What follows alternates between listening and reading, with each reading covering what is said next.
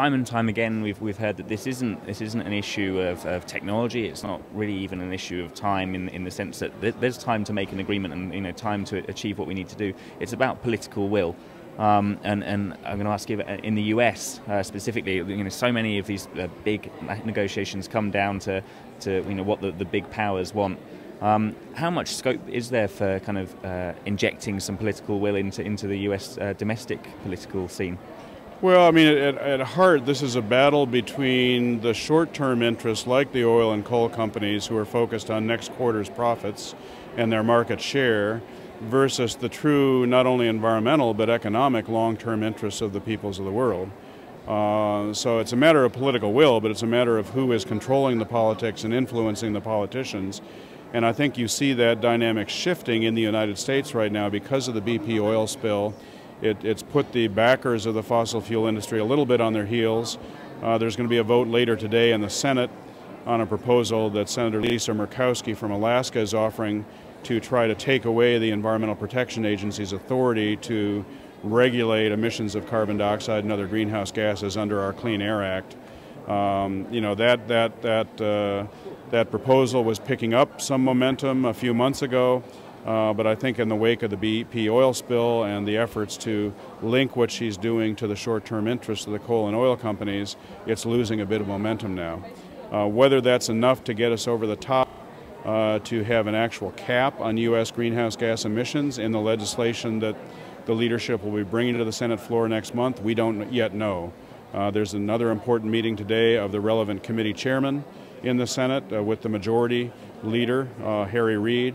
And there's a caucus of all 59 of the Democrats next week that Reid will be holding to talk about what kind of legislation to bring to the floor next month. And it's almost guaranteed there will be a bill on the floor. It's a question of whether it's a narrow bill dealing with oil company liability, spill cleanup, compensation, those kind of things, or whether we're able to successfully make the argument that to get a control on this kind of situation once and for all, we need to provide strong incentives to shift to the clean energy economy, get off our addiction to oil, get off our addiction to coal and other fossil fuels, and prevent not only future oil spills, but a climate change catastrophe for the planet. That's the unsettled question. We'll know by the next time people come back on in August where the United States Senate has come down on this, because they go out for a summer recess the very beginning of August, and it's very unlikely that they would be able to address legislation when they come back in September with just short weeks to go before the midterm elections in November in the U.S. So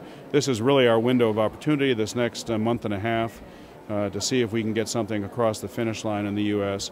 It's an uphill battle, but I think the oil spill gives it a better chance than it had just a couple of months ago.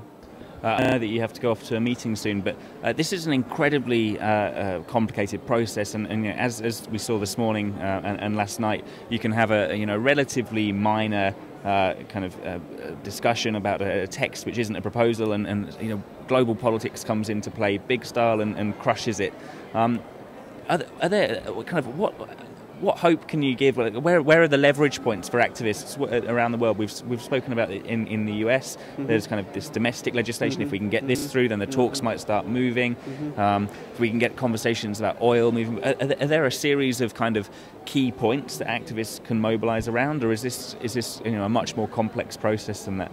Well, it is a complicated process, but fortunately there is a lot of progress being made at different levels.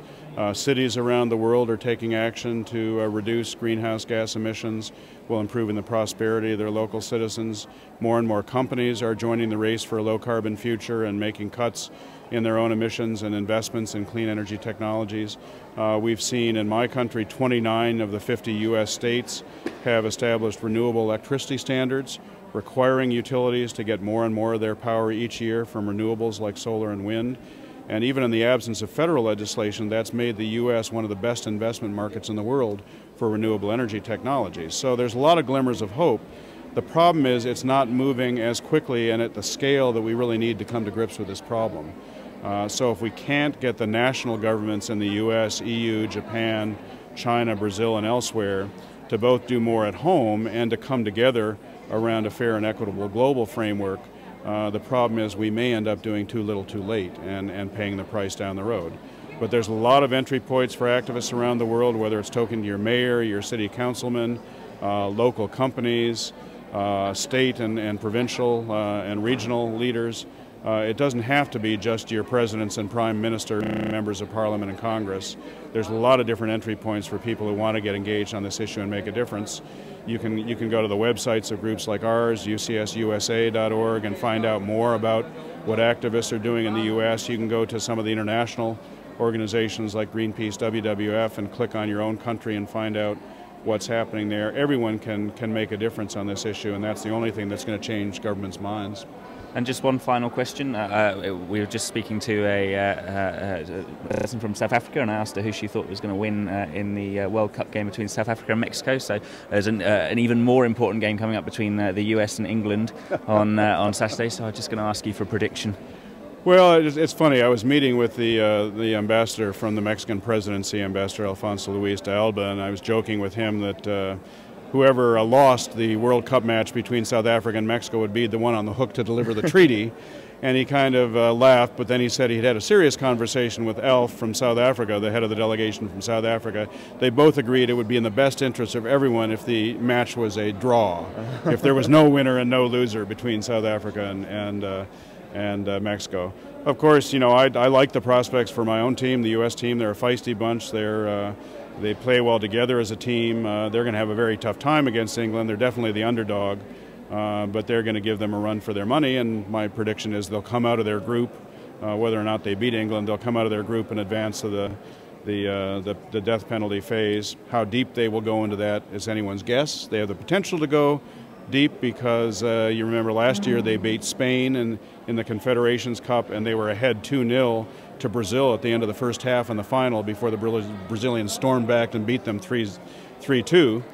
So they have potential to surprise people, but the question is consistency and physical condition and, you know, what happens on any given day. But it'll be fun to watch. You know, I love football, and this is a great time of year. It's just too bad I can't stay here in Bonn with some of my international colleagues and watch it on the big screen here in the Maritime. Well, there we go. It's not only cutting-edge analysis of the talks here in Bonn, but also of the World Cup. And I think perhaps for harmony in one world, it might also be good for a draw between England and the USA. But my colleague Jamie and I will be looking forward to joining you, Jeff, to watch that game on Saturday. Yes, I'm rooting for the colonists myself, but not the mother country. On that note, I'll hand back to the studio in the UK. Thank you very much.